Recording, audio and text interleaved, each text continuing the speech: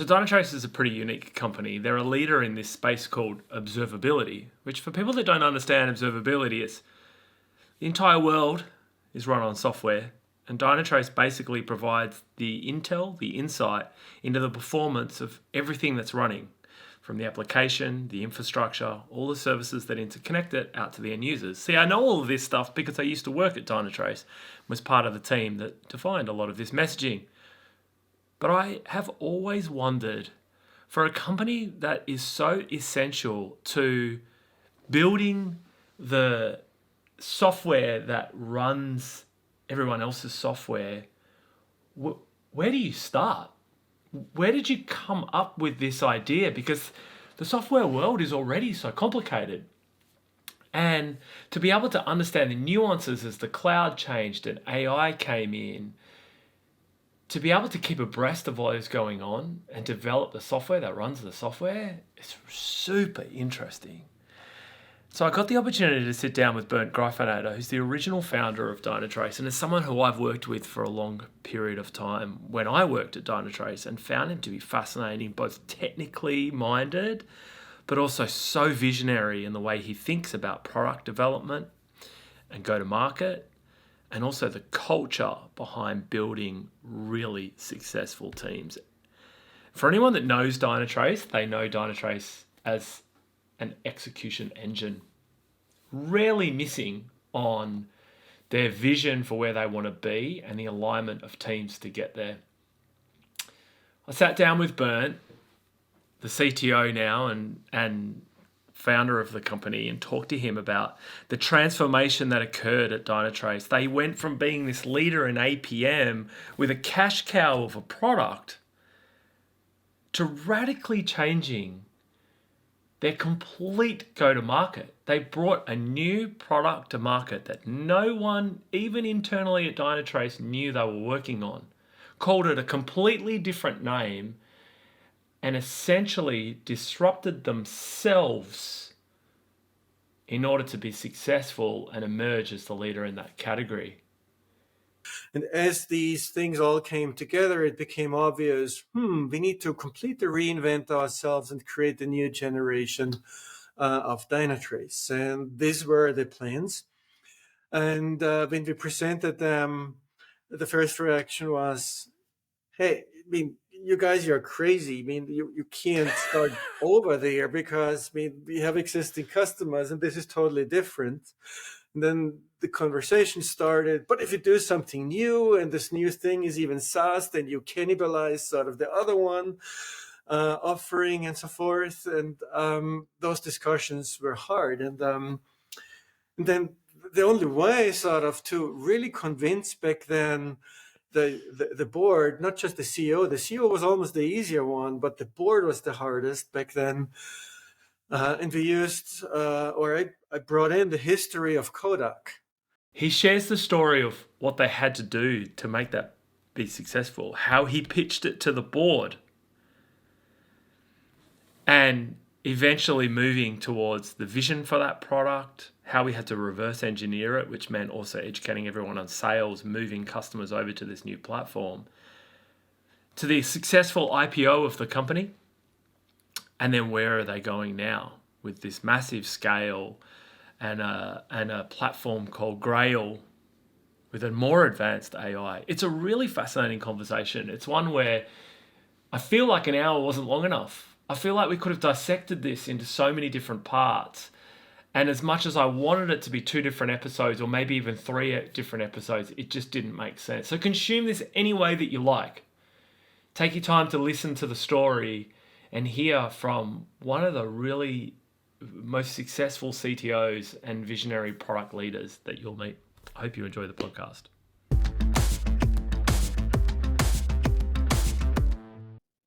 Bernd, it's been a while. It's really, really good to see you. Dave, yeah, likewise. That's awesome to see you this way. Yeah, it's a shame we haven't been able to catch up for a beer. I always loved the time that I spent with you. I loved the things that you taught me about being a leader and just scaling an organization. You're just an incredible human being, someone to learn from. So I'm really looking forward to this podcast. Yeah, me too. And by the way, I had to import an Australian barista by now into Lent's office sort of to get some feel of you and your culture. Tell us about Dynatrace. Tell us about it's a phenomenal story. I was part of the journey for anyone that didn't know. I was part of that journey for a little while. Remarkable company. You're one of the founders of this company. It was your brainchild. It's been super successful. Where did it start? Yeah, so it all started in the age of the dot-com boom when sort of there were so many online shops popping up and all of them tried to figure out bring users online. But it was also at the time when I was part of a load testing company already as a co-founder with my current chief software architect. And with those load tests, we had sort of both a good and a bad situation. The good was our product worked beautifully and crashed their site with 50 users. The bad was customers were unhappy because they knew finally that their site would crash with 50 users. And so they could not go live with their new online shop.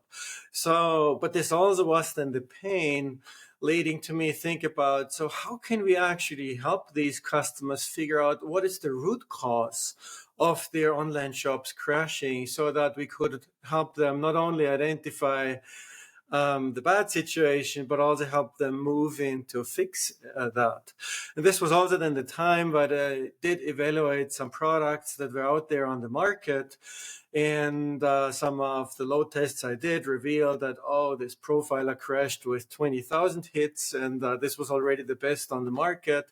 So I figured there needs to be something actually that is production ready, that holds the loads. But also I figured already in that age of a typical 3-tier architecture, and me being an architect, that I can't live with just a typical profiler probability tree sort of that would tell me, okay, here's a CPU hotspot, because it doesn't help me fix an issue. I needed to understand actually from a user's click what is happening to the front end tier, back end tier, and ultimately how is it hitting the database. Because this actually then revealed that, oh, one click does do 1,000 calls to the database. And while each individual calls to the database was well tuned, 1,000 calls was sort of death by 1,000 cuts to the whole situation. And this also drove me then to actually realizing, just a single tier profiling does not cut it. I need to see the individual users click, follow that, and follow that across multiple tiers.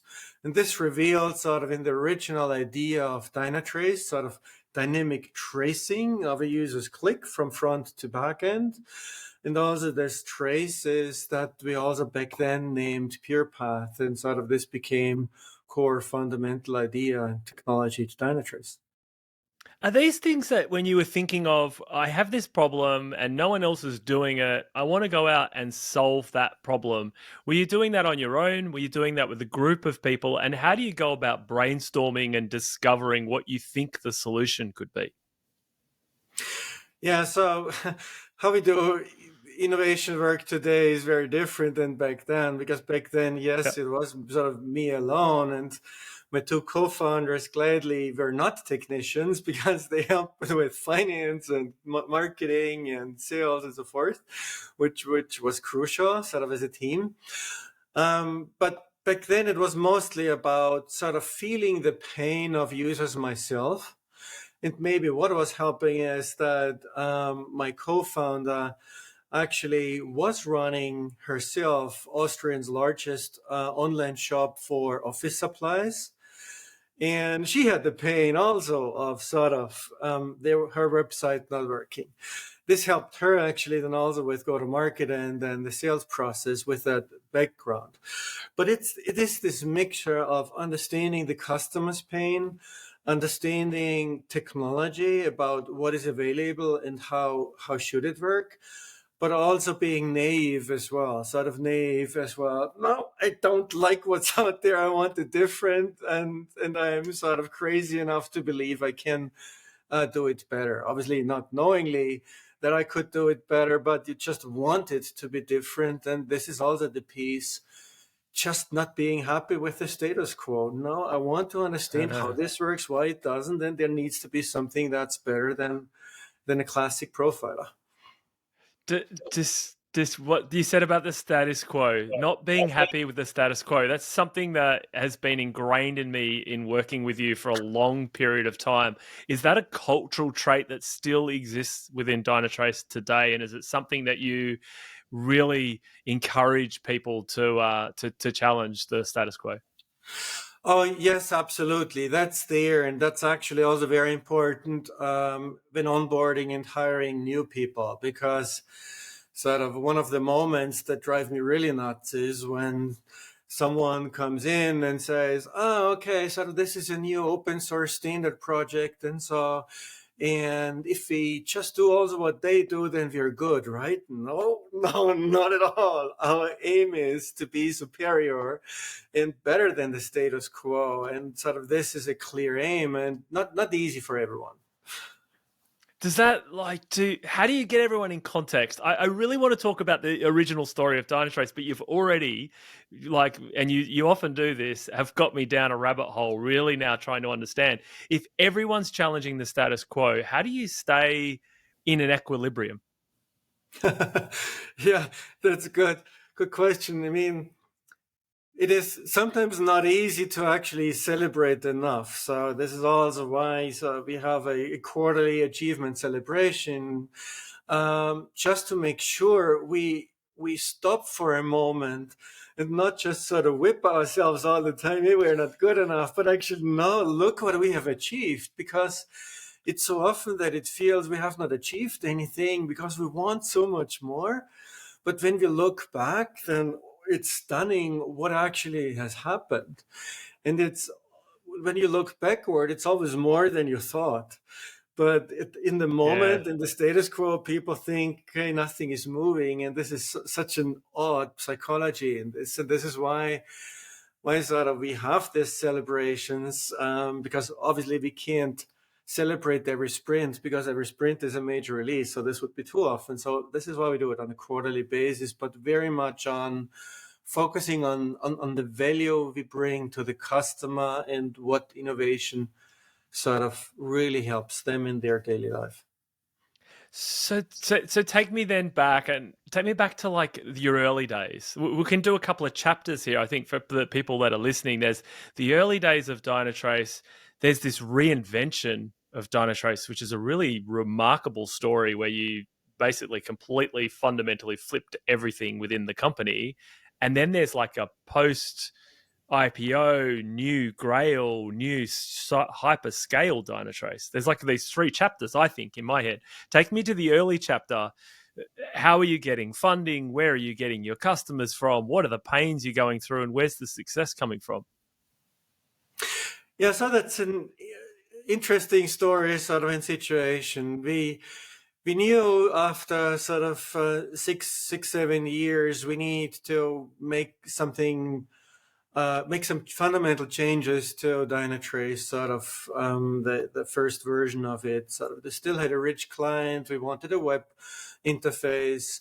We sold back then primarily to power users. We wanted to reach a broader audience, but to reach a broader audience, it also meant how can we make it a bit more automatic to do, for instance, the root cause analysis, because the power users, they loved it. Sort of, there were 15 right mouse menu drill downs, and they did drill down, and they really loved that. So, but for the average user, this was too complicated because you had to know what to search for. And this drove us also thinking, so, how do we need to change the entire approach to go about the data? Because it was clear, and every customer stated this back then as today, we have the best data of sort of all of these observability approaches in the market. and so the analysis sort of is then the key aspect, bringing the value then to the users. So, and also back then when we realized this, we need some of this change to make it easier to analyze. It was also a moment when we had the opportunity to actually merge and converge our offering that was focusing on dynamic tracing with instrumentation from the inside out with synthetic monitoring and even a network monitoring offering. And back then the CEO sort of approached me, hey, Bernd, can you please sort of bring those three products together to a compound offering? And said, okay, if you want me to do so. I mean, I had enough to do sort of with our Dynatrace product, but okay, let's have a look at it. And then I looked at it and figured, oh, damn, this becomes a Frankenstein if I try to sort of plug them together. And sort of we had those duct taping pictures sort of as an anti-pattern. Right. No, we do not want to do that. Because I'm a believer in a cohesive offering that provides a true seamless experience. And the only consequence I could draw from there is in order to bring synthetic monitoring and some of these network monitoring aspects together with Dynatrace was create a unified offering. And if you already sort of start more greenfield, this works well with also the other ideas of, hey, we need to figure out how we do some major analytics changes to the original Dynatrace. And as these things all came together, it became obvious, we need to completely reinvent ourselves and create a new generation of Dynatrace. And these were the plans. And when we presented them, the first reaction was, hey, I mean, you guys, you're crazy. I mean, you can't start over there because, I mean, we have existing customers and this is totally different.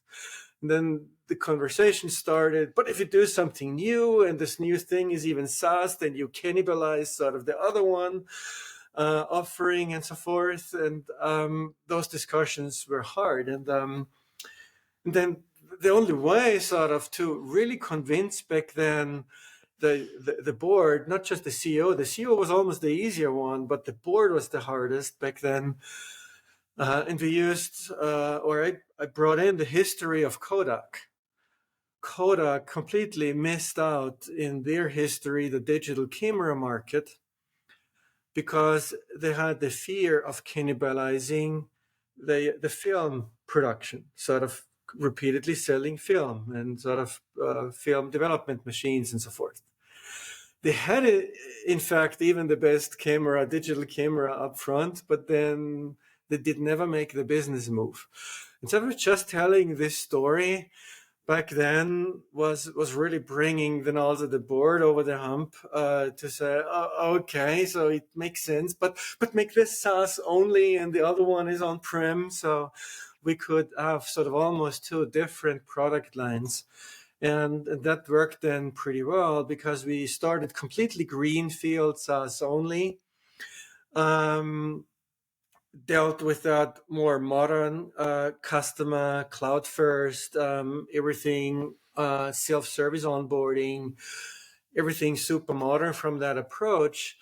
And this also allowed us to start over with the idea, hey, if we already do this greenfield, then the analytics must be completely automatic as well. And we can do it. We have the data. So now we have this opportunity to create something that would look at all the customers' IT infrastructure, understand all sort of the services that run in the cloud or even on premises, and understand also where they would run. Sort of these ones run in AWS. I mean, then there is another service on top, and there's additional AWS database services, and we would understand all of that. And having that understanding, this was sort of for us always the fundamental idea, because only if you bring all the understanding together, sort of not just the monitoring data itself, but also the understanding how the monitoring data related to each other. Sort of what is the dependency of the front-end service to the back-end service? When we understood that, then we would have really the holy grail of analyzing then the root cause. So this was the fundamental idea and hypothesis. And this is then also what we developed. So we developed a complete auto discovery of that environment, created then a dependency model automatically, what back then was known as, I think, business service management, sort of BSM. This was sort of this manual configuring those dependencies, or others managed CMDBs, and still people do manage CMDBs today. What sort of we figured out how to do it and fully automatically, because it also required lots of the tracing abilities in order to build this model up. But this was the fundamental then actually to create analysis algorithms and routine that at some point we woke up and figured, oh, based on the definition of AI, this is even AI. And this is how, sort of, without actually knowing that we built AI, we had invented some form of AI that we today call causal AI, because it is all fact-based and dependency-based rather than correlation, because correlation is guesswork, and this is knowing, okay, this end user suffers because of the hop goes to that service, the next service, and this backend is the issue.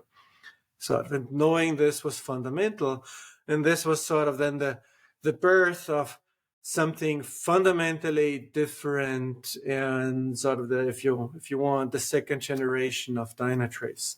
Looking forward, yes, from this also drove to, I believe, like with everything else in the world, sort of in a rhythm of approximately every 7 years, there needs to be something fundamentally new and different and changed to also adapt to the world, because the world is changing too.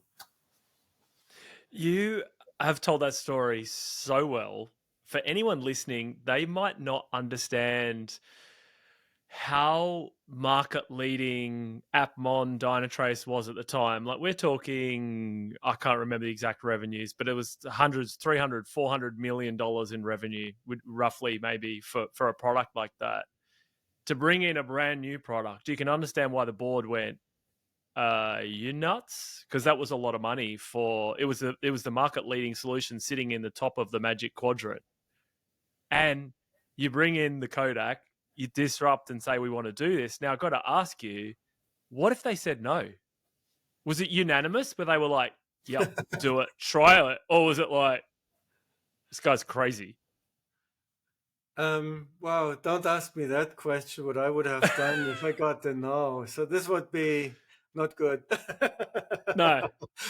Well, it's history anyway, right? You reinvented at a time where other companies didn't. New Relic didn't, and then there were others that just didn't do it. And what you've just taken us through is the essence of Smartscape, auto dependency mapping with an automatic root cause that's just revolutionary in the market 10, 12 years ago. Well, 10 years ago, roughly. So maybe one comment to this point, because I think this is important, and maybe also for the audience. The one big luck I had is, at that time when sort of we had this Kodak analogy and question, we had a CEO who did believe in the powers of the engineering team we had in place, and also a CEO who understood that something new takes at least 3 years to bring it to the market and 5 years for the hockey stick to kick in. And not every CEO is willing to have that belief in that sort of long breath. And I think this is a fundamental requirement for everyone else out there who wants to sort of invent and innovate. You need quite a breadth in belief to make that happen. Otherwise, you fail fast early. Because also, I mean, we had situations where I spent 20 million a year and had 1 million in revenue with this new offering. Obviously, then we had a new board, and the new board was, for good reasons, totally questioning this. So what's going on? I mean, should we kill this?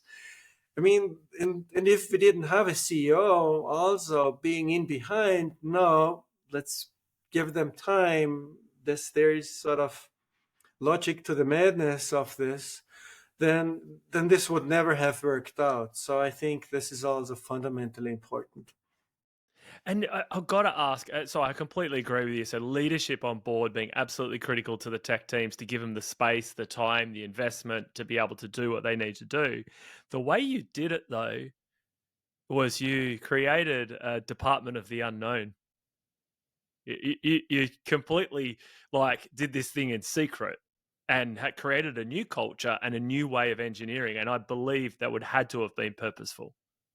Yeah, it was funny when at some point um, we as Dynatrace were asked by external people whether we have acquired now this company out there. But this company was not acquired. Actually, we had a startup inside of our organization.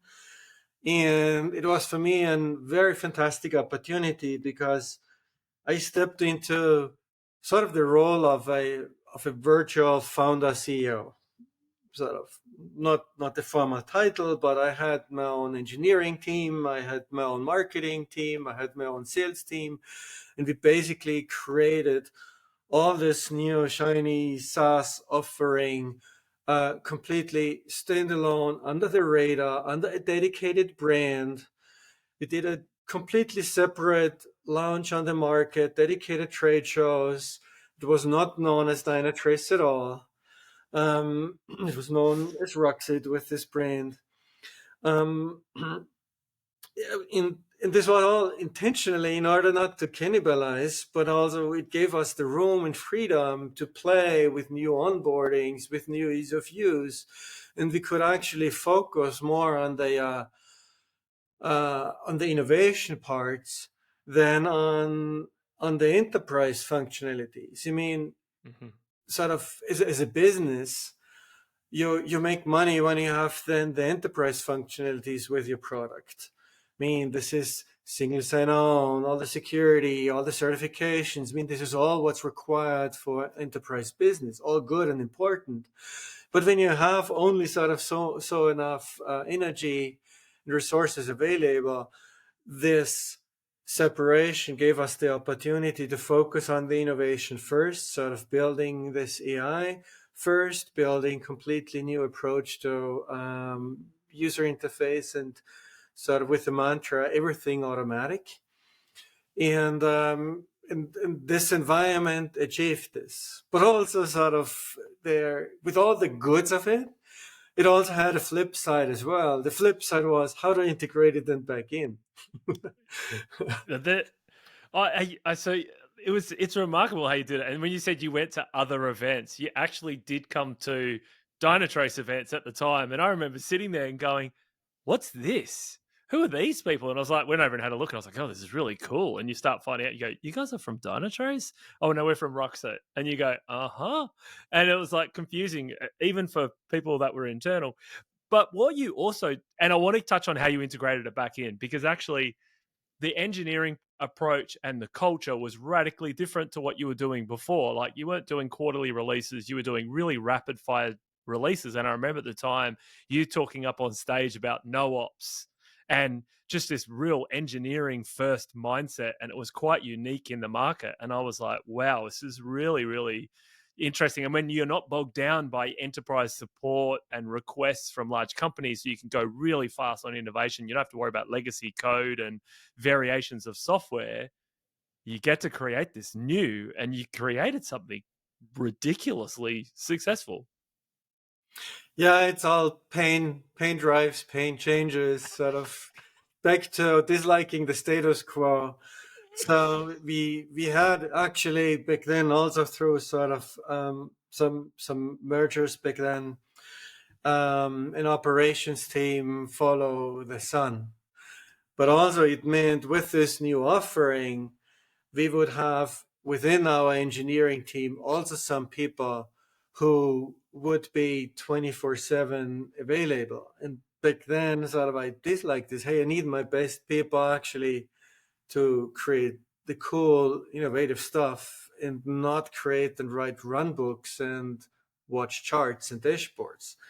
So, and alone, this pain drove us as part of the new architecture of this sort of second generation of Dynatrace, drove us to thinking, what if you built everything the way that it was self-healing? And we were obviously not sure whether this could be done, but this was the clear aim. So when we did the first GA, it was sort of still a semi-launch. We had automated a lot. We built with a team of 7 people a dedicated orchestration service that would take care of everything up and running, auto scaling, and so forth. And we did monkey tests in AWS, sort of killing an instance, and all this needs to be robust and up and running, which worked, but we were unsure. So we still kept the operations team alongside, and they asked us to write run books. So we did write a few run books, but then also, again, unhappy with the status quo, we made then sort of some fun game internally and said sort of every 1 month, I'd like to see at least one run book go away and be replaced by automation. And eventually this went much faster than anticipated. After just 3 months, we were down to one single run book. And guess what that one single run book said? If self-healing does not work, call R&D. This was period. This was everything. But this was the moment when we knew we really arrived at no ops, and we switched then to a mode to have R&D on standby.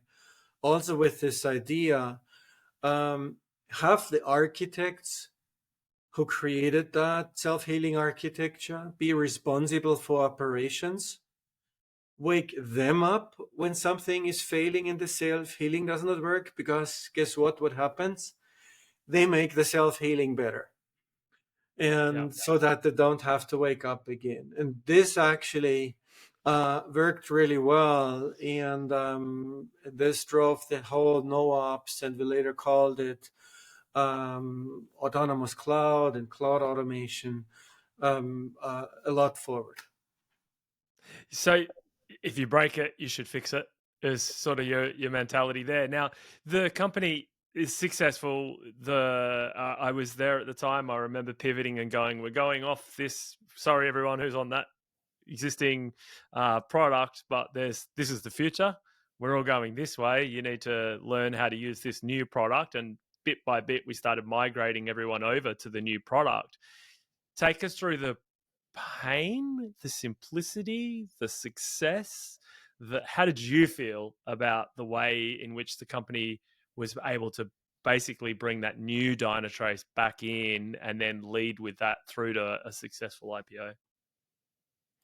Yeah, I think the biggest challenge and pain is the human psychology of no one wants change.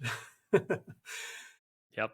But sort of to fast forward, just 2 years later, after sort of we knew we need to sort of transition here to a new Dynatrace, we realized all together, including customers, hey, this transition was much easier. And if we could have done it faster, and everyone would have been even happier. And this is always surprising with these changes. Sort of upfront, no one wants it, but once you're over the hump, everyone would have wanted it even faster. So, and with this in mind, it was really that with every quarter we moved into this transition period, we realized we can be a tick faster, we can push a bit more, and it actually worked. But we had a clear program to figure out sort of which customers first and which customers next and so forth, because obviously we wanted to make it also easy and seamless for them. And eventually, the new abilities were so attractive that it was not the question of how do I get over the pain, but more a question of explaining, hey, here's the value, and this value is just much bigger than a transition pain. Yeah, it's an iPhone to a Nokia, or a Tesla to a traditional car, right? Like, it was fundamentally different, had AI at the core, and hugely successful. Now, it's had huge scale, so we saw a huge difference of people using this product, and that must have felt really good. The company was very successful and went through rapid growth, and then there was a public offering. I'm super interested.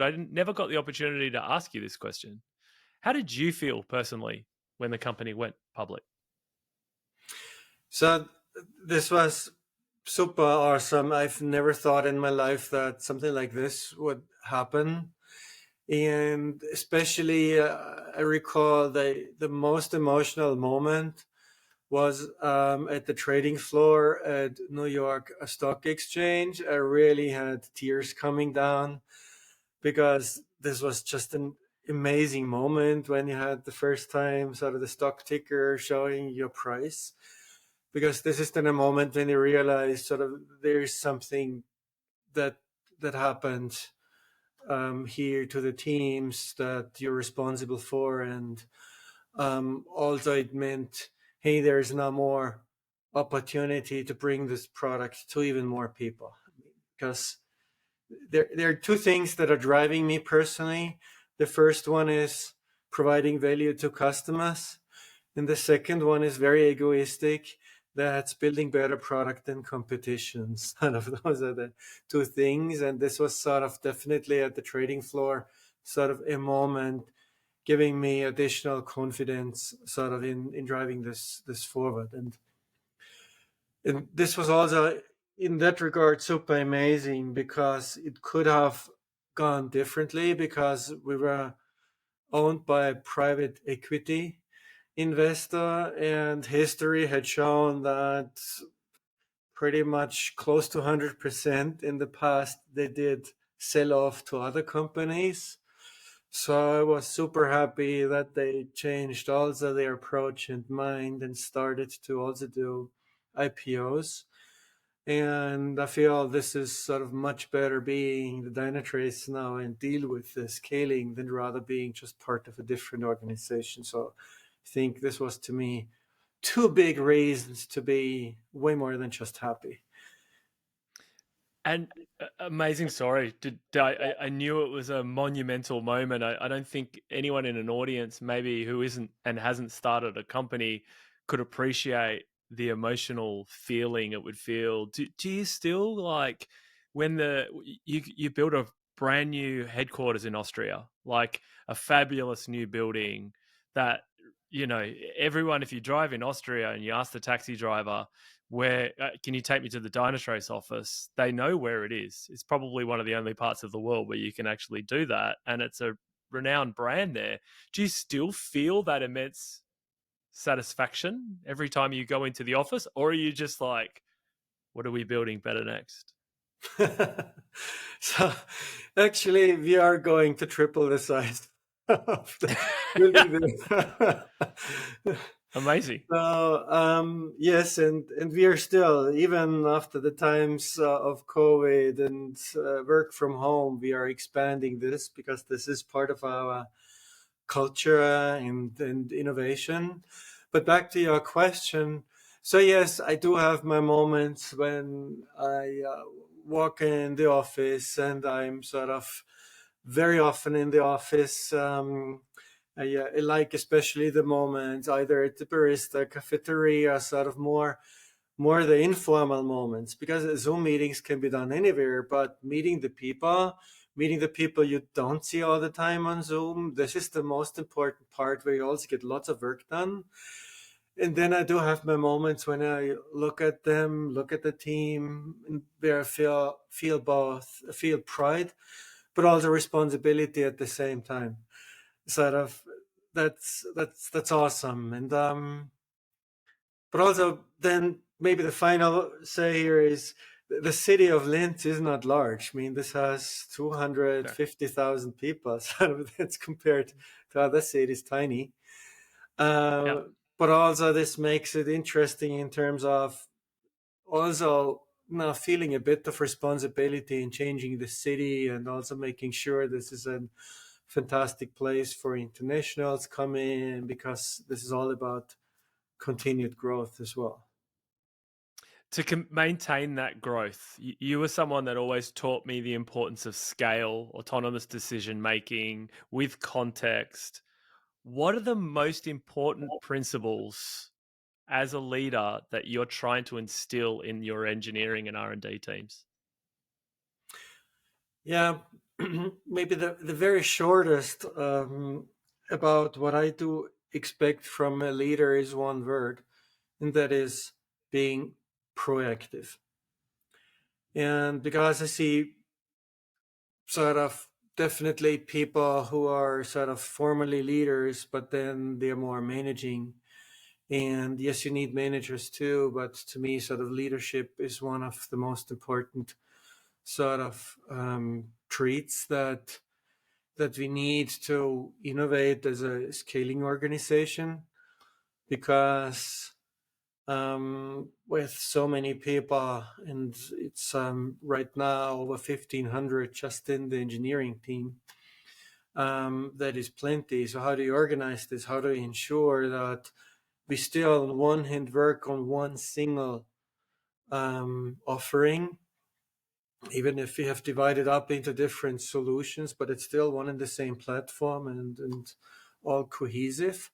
So that is definitely challenging. So you need leaders that are participate the overall vision, while at the same time work as autonomously in their particular focus area, so that it's not sort of a just top down Bernd had said kind of approach. And this balance is definitely tricky. This is ongoing tricky, especially with onboarding many new people who all have to figure out where is the balance between autonomy and sort of, okay, now you need to first figure out the alignment with management.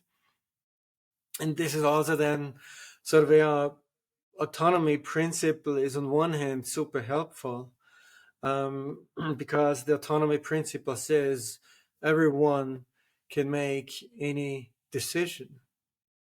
But also with this important second sentence, but you have beforehand to consult everyone who is being impacted by that decision you're about to make. And sort of the tricky part is that many, either intentionally or most likely completely unintentionally, um, ignore or fail on well enough execution on the second part, on consult the impacted people, because that is work and you get more feedback and it usually makes it harder. But it's all about alignment in scaling. And now you could argue, oh, this is now as you grow more and more meetings. Yes, it's more and more meetings.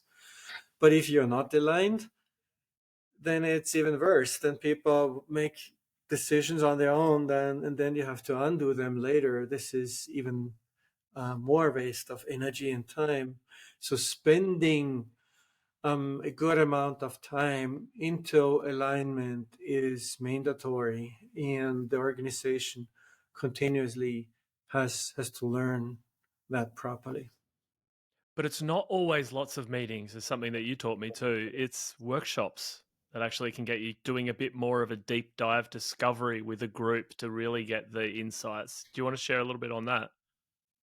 Yeah, definitely. It is organizing sort of work into value creation elements. And this is also where it's important to me that the formal organizational hierarchy is not the means to get work done, but it's more how do you bring the right talent at the right time in the right sort of structure together that we call value creation teams, and work within those value creation teams then in order to drive a proper outcome. And, and that is really helpful, although also it's not always easy for people. No, this is my sort of home team, I don't want to switch. So this is an organizational challenge. But in terms of total effectiveness, we figured that this is still a very good way of working. So once sort of these value creation teams are defined, and by the way, those can exist and be short-living as one sprint, but they can also live for years, those value creation teams. Once those are defined, alignment happens in workshops, but not just alignment in the sense of the boss tells, but alignment in the sense of, oh, this is our goal, this is our charter, this is what we want to solve, this is other pains. Now let's work together of what the solution path might be and should be, and we call those then also some of those workshops deep dives, where it's more deeper into either architecture or deeper into go-to-market or deeper into some growth topics. So whatever it is, but giving the teams a feel of that they are contributing to the solution and not getting told is very important, because that's also the way in order for them to bring in enough of autonomy and innovative ideas into the process. Yeah, so it's not a siloed scenario. This is like a mesh fluid scenario where you're moving people around, and that can create probably a really collaborative culture. Yeah, correct. And so it's definitely, for me, pretty much the most effective way, but it's also heavily matrixed, so it doesn't make it easier in order to organize. So that's maybe the trade-off. But in terms of outcome, with that amount of people, while the number seems large, they're compared to other companies, I'm pretty proud about the output that we are achieving. So I could spend, I reckon, hours, and I look forward to at some point having a beer with you and talking to you again. But in the interest of this podcast and those listening, it's been nearly 7 years, Bernd. What have you been doing? Are you working on anything new that you want to share with everyone? What's Dynatrace up to? Yeah, so I mean, to be honest, this year's February at our annual conference Perform, this was to me one of the most important moments in the history of Dynatrace, because we announced there the cornerstones of yet another Dynatrace. It is, from customer perspective, fairly seamless to most of them in order to move to the Dynatrace, sort of not as different in the change to the past. But what's happening under the hood of this new Dynatrace is fundamentally changing. And this is also, for me, the track into the future of also a continued growing company. Sort of, to be a bit less cryptic here, sort of what we have done with the second generation, this was everything about fully automatic. And this was awesome for customers because they could do observability fully automatic and got the answers there, the root cause there. Everything was automatically baselining. They had not to configure much of the standard core observability. It was more than sort of enterprise configuration around that. And this was fantastic from that side, that so much was automatic, but also it had a flip side. And the flip side was that customers loved what's there in Dynatrace as the data, but they could not go beyond the use cases that were built in. And we can't build all of the use cases that customers come up with. So, hey, I would like to use your data for forensics. Sort of, how could I do this? And back then we did not have an answer. But with those announcements and actually releases of Dynatrace this year, we truly made a completely new shift into openness of Dynatrace. We were crazy enough to actually create a new database. Actually, it's a data lake house. So 5 years ago, or 4 years ago, actually, I was saying to my team, no way, we won't create a database. This is done on the market. But then we figured that the status quo of databases does not meet our needs. So this is why we went in there. And this is one fundamental component. It's our Grail massive parallel processing data lakehouse that is a fundamental cornerstone of openness and allowing customers to access data in an unmatched speed as well as flexibility to solve observability, security, as well as custom use cases, whether those are business related or some other on top of the digital data. So this was sort of a key fundamental change that I think customers are still in the process of realizing as we bring this to more and more customers. And the other key part to this was also because we are now living in a world of exponential data growth. So data growth grows about twice every other year in sort of multiplies exponentially. It reminds me to get more cloud stock. but also the problem then is sort of when the data is growing, how do you process this? You can't export data simply anymore and pull it into your own little app. So we figured with all that market trends, we have to bring the logic to the data.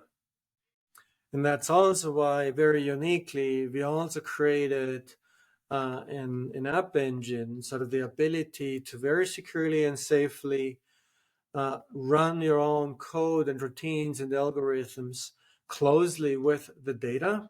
So you can leverage both your massive amounts of petabytes, yottabytes of data with also custom logic. So all the automatic stuff is of course still there, but you could augment the automatic with your own custom.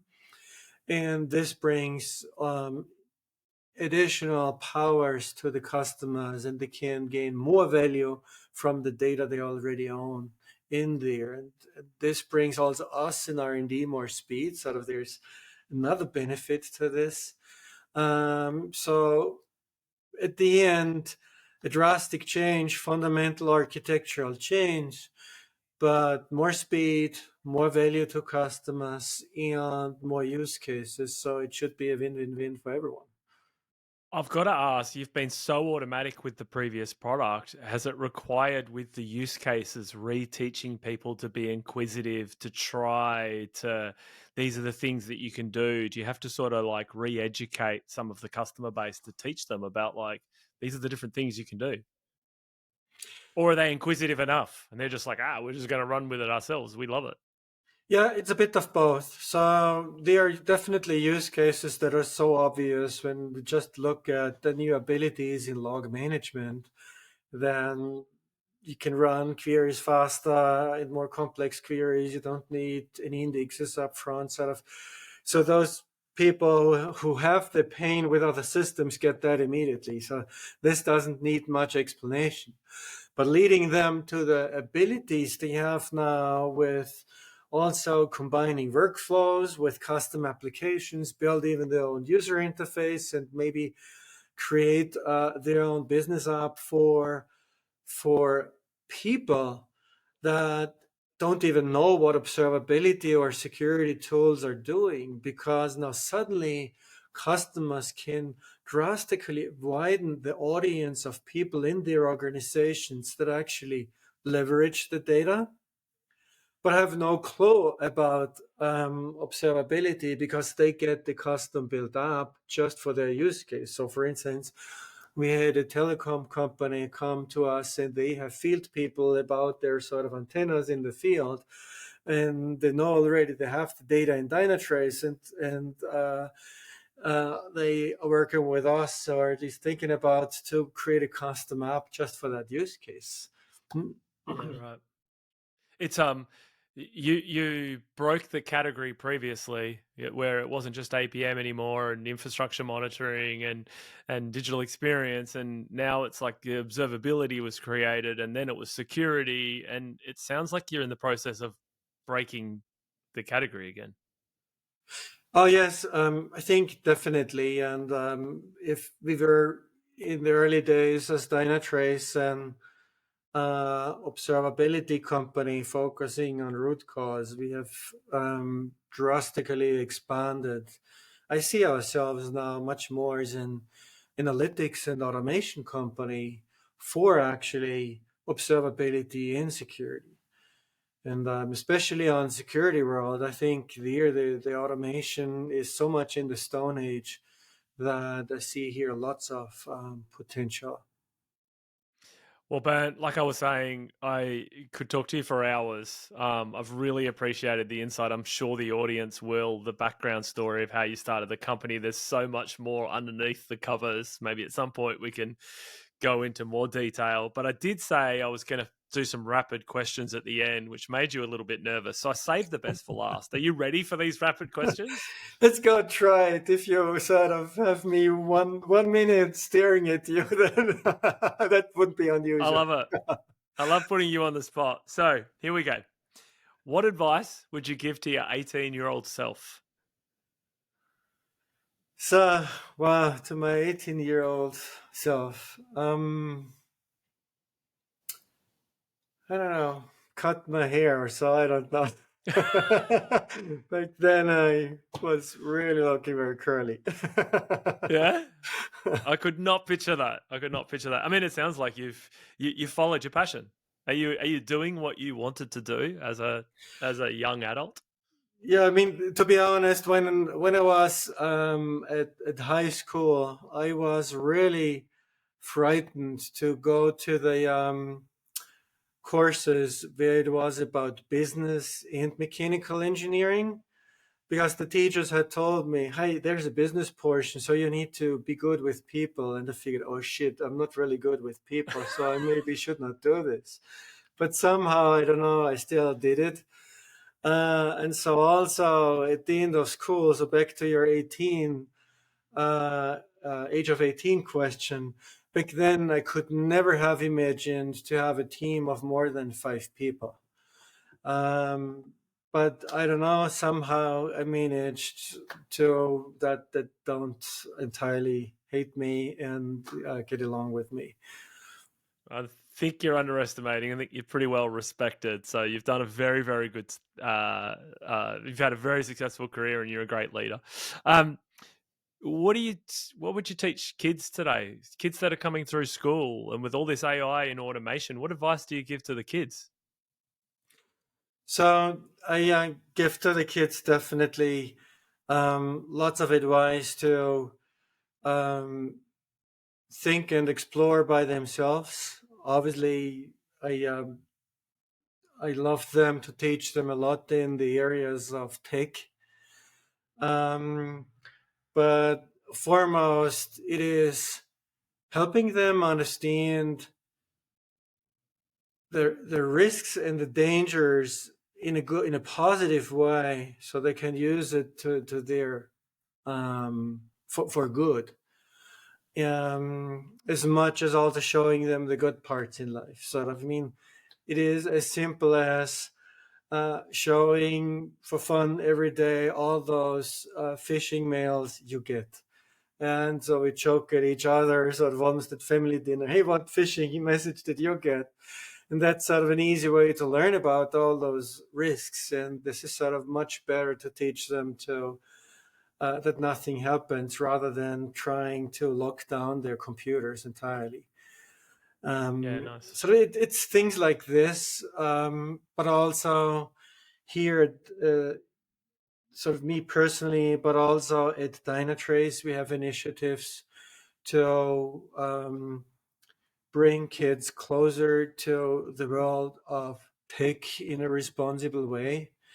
sort of things like working with Coder Dojo and kids, or we try other initiatives. Sort of we have sponsorships with universities about how do you do teaching programs for little ones, even in kindergarten, because this is where it's still mostly about creating I don't know, knitting pullovers or this kind of, or socks like this, versus also tech. So I'm not saying that we should stop this, but it should be a balance, because I think it's not about to get more coders. It is more about how can we safely deal with tech in the future, because every doctor has to figure out, do I trust now what I get from ChatGPT or not?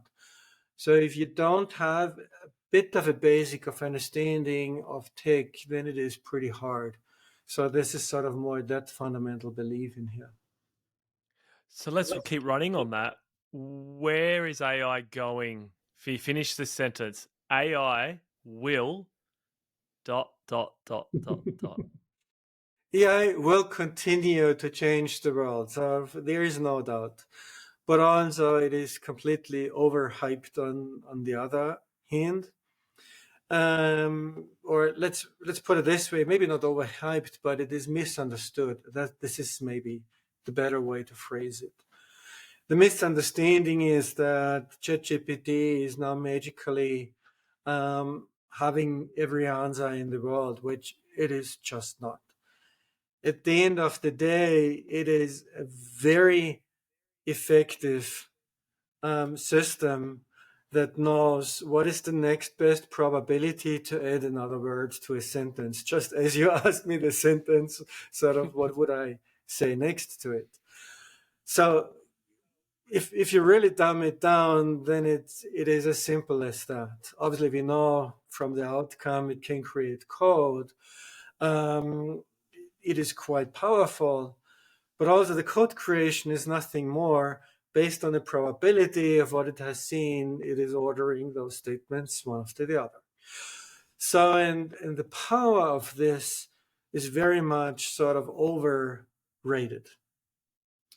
But the power of it to understand, or at least to process human language, is for sure much better than ever before in history, and also to generate human language kind of stuff.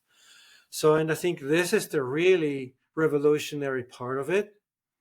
But also now combining these powers with other powers, this is actually then what really together is changing the world. I mean, just as simple as this: ask ChatGPT to multiply 52 with 125. So it will give you an answer, a good answer. It looks right, but it's actually wrong because it was just doing a probability on that, on the words.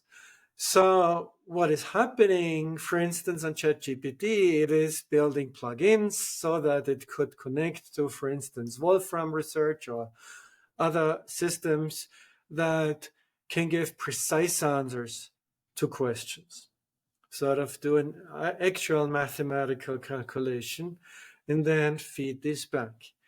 And that combination will make it smarter. But it also means that AI systems, sort of, especially today when we speak about AI, most people think of ChatGPT, which is a large language model type of AI.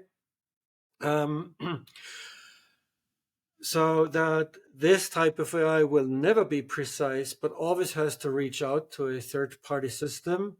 But then it needs to be marked as such so that people will know what is another part that is probabilistic and maybe hallucinated, and what part of this is actually precise and the correct answer that you can trust. And I think this is where we are not there yet. Some search engines on the market try at least to do some call outs. Sort of this was sort of from this site and sort of, but that's not clear. And this is to me also the biggest danger, that people just believe what those systems spit out versus there's a clear delineation what is generated and what is fact-based. And that's also what sort of we at Dynatrace have just announced a very different approach to AI. Actually, we coined the term hypermodal AI because this is based on the belief you can't trust just a probabilistic model. I mean, sorry, yes, I mean for just for being creative, yes, I mean you get a creative thing, but if you need to really automate an IT system and you need to trust that the orchestration works properly, as much as you trust an autonomous car to not follow the navigation system that has still an old map that goes into the river and it follows that sort of, right? So you trusted that there's something more fact based. We have actually combined with hypermodal AI um, our completely fact-based causal AI with our predictive AI and combine this with a large language model sort of to bring both worlds together and clearly have then the generative AI which runs this ChatGPT like large language model understand the human language, understand the intent, but then it reaches out to the fact-based um, other Dynatrace Davies AI systems, get the facts back, and combine it then into the response to make it clear to the user, here's the generated part, but also here's then the actual facts from your system. Because this is to me then in a responsible way to work with AI, to me the sort of the right approach for people. I was nearly jokingly going to say, please don't tell me you're going to change the status quo of how the AI works and come out with your own version of a chat GPT. And then you've just gone in to describe that, basically said, here's the limitations of chat GPT and here's how we're going to fix it. So you are actually still true to your word to challenge that status quo and make sure that the answers that people are getting are the accurate ones. So amazing problem solving and continued innovation. Congratulations. Thank you. No, that's the fun part. Always pushing. Bernd, I've had a wonderful time going down memory lane, hearing your stories. It's been great to connect with you again. And I really look forward to seeing what you're going to be up to next. And I would love to catch up for a beer with you sometime if you're in Australia with the LIA or whatever it is on the end. And if I'm in Austria. Yeah, I look forward to that. Thanks, Bernd. Thank you so much, Dave.